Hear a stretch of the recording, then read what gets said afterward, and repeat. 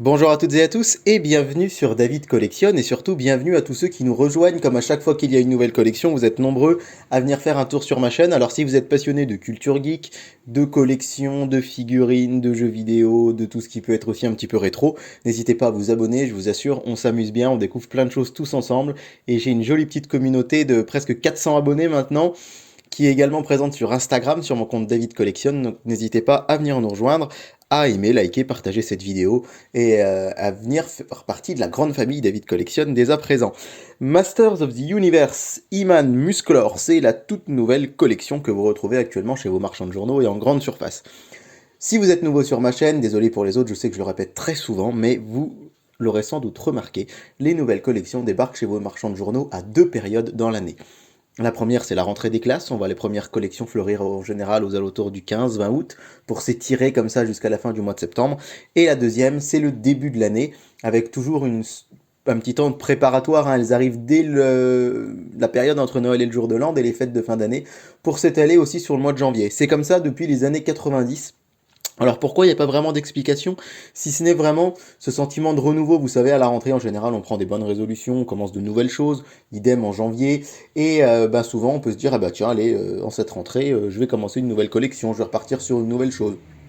Et là, donc, en cette toute fin du mois de décembre 2021, à l'heure où j'enregistre cette vidéo, vient de sortir chez Altaïa cette très belle collection sur les maîtres de l'univers. Alors, je vais commencer tout de suite par vous dire que c'est un univers que je connais très très peu. Si vous êtes un passionné des maîtres de l'univers et que vous venez sur ma chaîne là en découvrant cette vidéo en se disant j'espère qu'on va apprendre plein de choses en plus qu'on ne sait déjà, je suis loin d'être un expert, je suis vraiment désolé. Mais simplement, encore une fois, j'adore tout ce qui est culture geek et c'est un univers qui me plaît et j'avais vraiment envie de vous faire découvrir ce numéro 1. Il est sorti il y a quelques jours, c'est seulement 1,99€. Comme je le dis toujours sur la chaîne, là aussi je le répète, hein, mais à 1,99€, une collection, ça vaut toujours le coup d'acheter au moins le numéro 1. Déjà parce que ça prend toujours un petit peu de valeur avec des années, et puis parce qu'on a toujours une figurine en général de qualité, et puis toujours une figurine qui, une fois que les numéros avancent, vous avez l'habitude, hein, c'est par palier, le numéro 1 est pas cher, le deuxième un peu plus, et à partir du numéro 3, on est sur un rythme de croisière, et on va voir tout cela ensemble pour ce He-Man, hein, son nom anglais de Musclor. Alors les maîtres de l'univers en quelques mots, je vous l'ai dit, je ne suis pas un érudit, mais je pense que ça peut quand même intéresser certains d'entre vous qui, comme moi, savent assez peu de choses sur la série. Il faut savoir que l'idée, en fait, elle va germer chez Mattel, hein. Les figurines vont sortir pour la première fois en 1981. Ce n'est pas une série animée qui a donné envie de créer des jouets, hein, mais c'est bien des jouets qui ont donné l'envie à ces créateurs de créer cette série animée. On est à une époque, hein, fin des années 70, début 80, où les figurines Star Wars sont un véritable carton. On a également les figurines Conan le Barbare qui marchent très très fort. Et chez Mattel, on essaye de se trouver un concurrent. On pense un temps racheter les droits de Conan, mais les droits sont très chers. Alors on va trouver cette solution de créer à partir de moules déjà existants des nouveaux personnages, un nouvel univers complètement inédit. Et au début, ce ne seront que des figurines. Un immense carton à travers le monde. Et la série animée va arriver 2 ans après. On est en 1983. Et après, alors véritablement un, un énorme carton dans le monde entier, hein, puisque on a quand même eu 5 séries animées. Il y a eu 2 films, il y a eu 3 jeux vidéo. Et ce qu'il faut se dire, c'est que c'est vraiment, on cherche un héros, un nouveau barbare comme Conan. D'ailleurs, il y a une petite résonance, hein. He-Man, Conan, ça ressemble un petit peu, hein. On a aussi que 5 lettres, ça se termine également en Anne. Et on va créer autour de lui tout un tas de héros, d'amis. C'est ça qui va vraiment marcher très très fort dans cette collection. C'est qu'on va pas se contenter de sortir Musclor, pardon, He-Man, et Skeletor, son ennemi. Non, on va bel et bien lui créer autour de lui tout un univers, tout plein d'alliés, tout plein de méchants, ce qui va donner aux gens l'envie d'avoir la collection de figurines complète et ça va être un véritable carton. Je vous invite à voir, si vous ne l'avez pas vu encore, si ce n'est pas le cas, cette excellente série Netflix qui s'appelle The Toys That Made Us. C'est une série qui raconte l'histoire des jouets. Alors, c'est pas l'histoire des jouets, c'est pas l'histoire du Scrabble, hein, mais l'histoire plutôt des figurines. On a des épisodes qui sont absolument passionnants sur les Tortues Ninja, sur Power Rangers, même sur des séries genre Hello Kitty. Hello Kitty, c'est vraiment le truc dont je me fiche complètement. L'épisode est passionnant. Et il y a un épisode sur les Maîtres de l'Univers que j'avais vu l'an dernier et que j'avais trouvé éminemment passionnant sur le sujet. Donc n'hésitez pas à aller y jeter un œil si ce n'est pas encore le cas. Ça s'appelle The Toys That Made Us. Allez, on va s'y attarder d'un peu plus près à cette collection. Alors déjà, vous voyez, hein, c'est pas un dessous de table géant, c'est un poster qui est offert avec la collection. Et du coup, je m'en sers un petit peu de sous-main, là, ici, un très joli poster. Alors encore une fois, ça parlera peut-être plus aux fans qu'à moi, hein, mais je trouve ça vraiment très très chouette. Vous avez vu, j'ai déjà un petit peu unboxé en avance puisque je filme d'une main, c'est difficile d'avoir, j'ai pas de stabilisateur pour tenir mon téléphone quand je filme, donc c'est difficile d'avoir les deux mains libres, ce qui explique que je filme d'une main, comme vous pouvez le constater, et que j'ai l'autre qui est libre, donc je fais un pré-unboxing si je puis dire.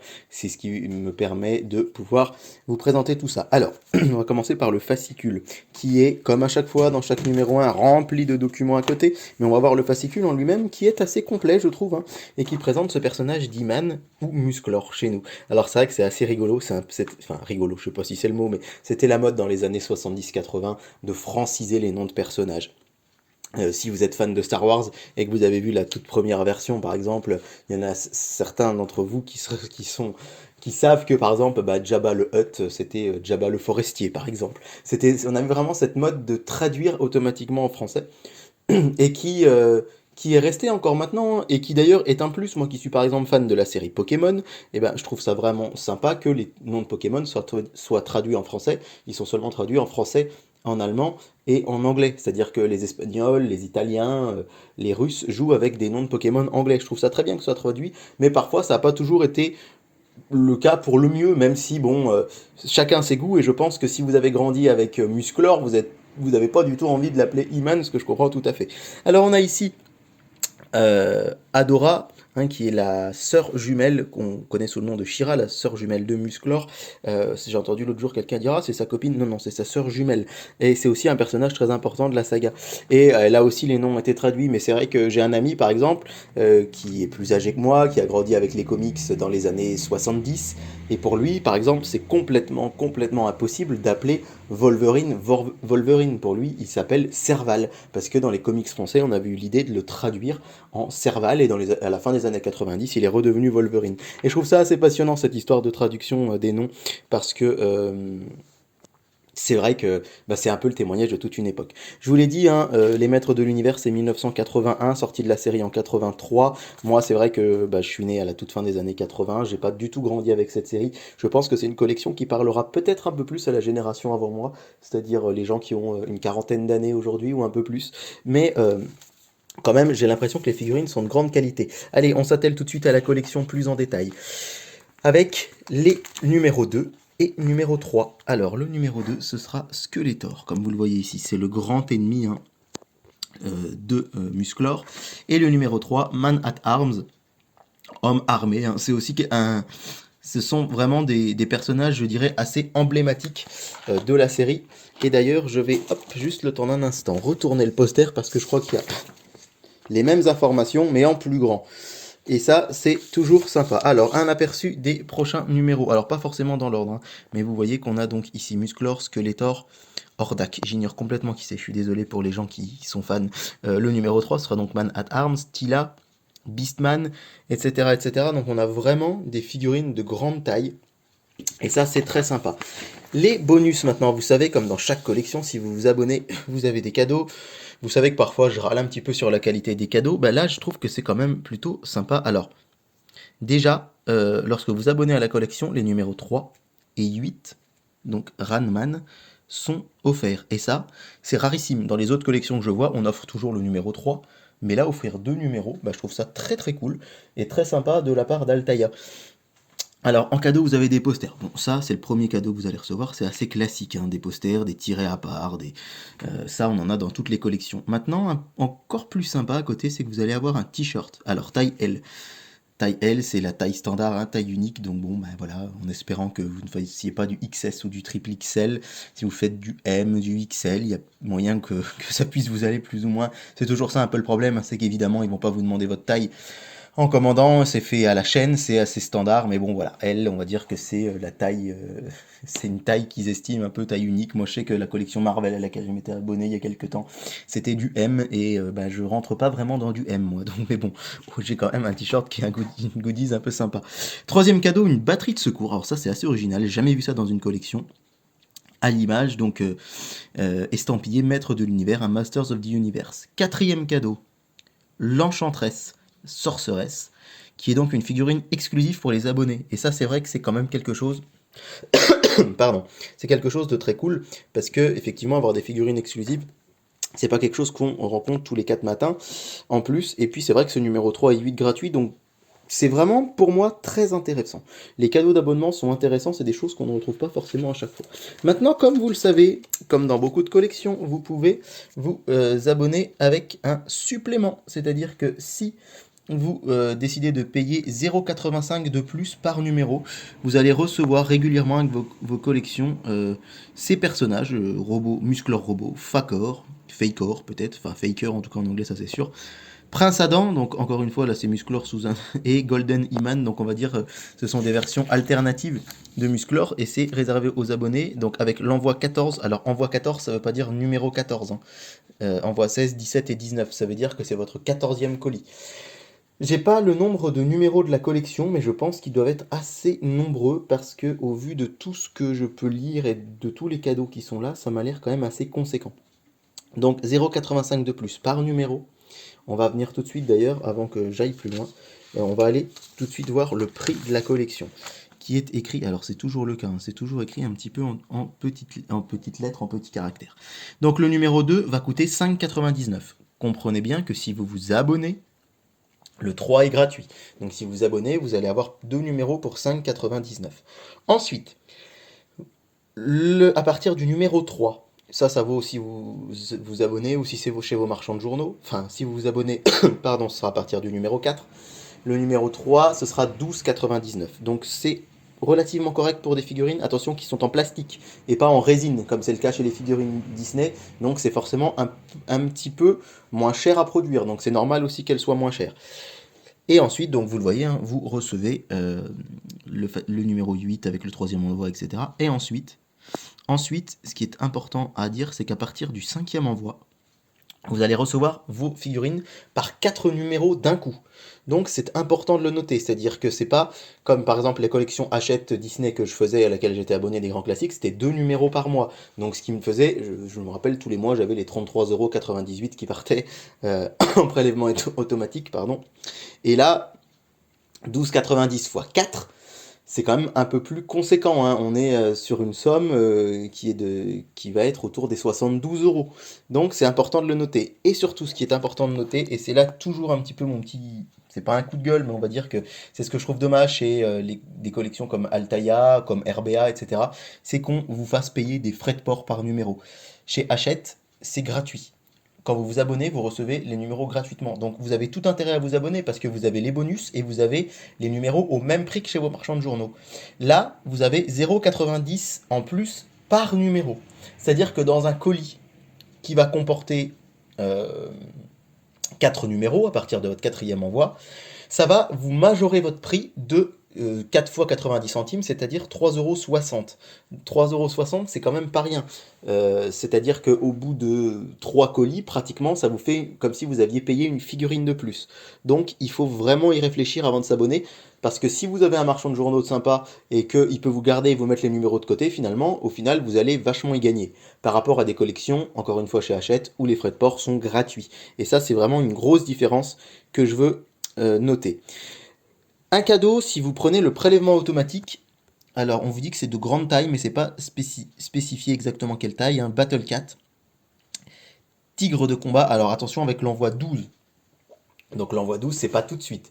Ça veut dire que, comme pour les figurines du prélèvement, les figurines supplémentaires, alors si vous prenez un abonnement, plus donc les 90 centimes par numéro, plus l'offre premium réservée aux abonnés à 85 centimes, là aussi, ça vous fait un coût supplémentaire de 1,75 € par numéro, ce qui n'est pas rien. Encore une fois, vous allez me dire, ouais, mais ça va par rapport à des figurines à 13 euros, je suis d'accord, ça va sur un. Mais ça veut dire qu'au final, votre figurine, même si vous allez en avoir 4 en plus, votre figurine, à chaque fois, elle va vous coûter quand même 1,75 € de plus. Sur des figurines à 13 euros, ça les fait à 14,75 €.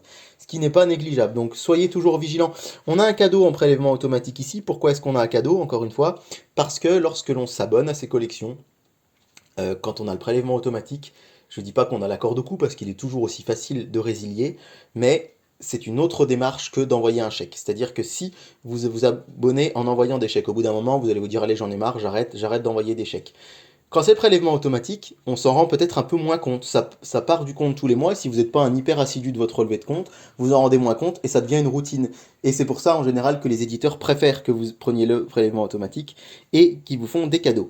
Allez, après cette présentation de la collection un peu longue, mais comme à chaque fois pour le numéro 1, je me dis que c'est aussi l'objet de ces vidéos, c'est aussi vous aider à ne pas, non pas tomber dans les pièges parce que le mot serait trop fort, mais avoir bien conscience vraiment de toutes les modalités d'abonnement pour que vous puissiez au maximum vous y retrouver. Allez, la figurine, il est temps quand même. Hein. En elle-même, on va la regarder de plus près. Ce He-Man, donc ce Musclor. Alors, je peux vous dire effectivement, donc c'est bien du plastique, elle n'est pas très lourde, mais elle est assez jolie, assez sympa. Parfois, hein, c'est quand même paradoxal, c'est que je préfère les figurines en résine quand même. C'est vrai que la matière, elles sont lourdes, elles sont peintes, elles sont plus travaillées, je dirais. Mais en fait, souvent, les détails sont plus réussis sur les figurines en plastique. Alors, effectivement, on les paye. On peut se dire c'est un peu cher pour du plastique, mais enfin, déjà, encore une fois, 1,99€, c'est donné. Hein, vraiment, moi, je fais cette vidéo parce que j'ai une chaîne qui est un peu spécialisée dans les collections et que je sais qu'il y a beaucoup de gens qui risquent de la regarder et que ça va intéresser. Mais je pense que même sans cela, j'aurais acheté au moins le numéro 1 en me disant c'est toujours sympa. Parce que à ce prix-là, c'est vraiment donné. La figurine, déjà pour les fans, ruez-vous dessus. Et puis si vraiment vous êtes comme moi, vous êtes plutôt attaché à la culture geek sans vraiment connaître, je trouve que ça fait sympa dans une vitrine, dans une collection. J'achèterai, je vous présenterai le numéro 2, je pense, Skeletor, parce que c'est bien d'avoir le héros et son antagoniste. Et puis c'est ce que j'ai fait sur des collections assez récentes, hein, comme Street Fighter, comme Tekken, où j'achetais en général le 1 et le 2. Ça fait une sorte de petit diorama où on peut mettre les deux personnages l'un à côté de l'autre qui s'affrontent, sans pour autant vraiment rentrer dans des collections qui sont trop grandes. Et puis encore une fois, moi comme je ne connais pas l'univers, j'ai pas d'intérêt à aller acheter des numéros à 13€ tous les 15 jours.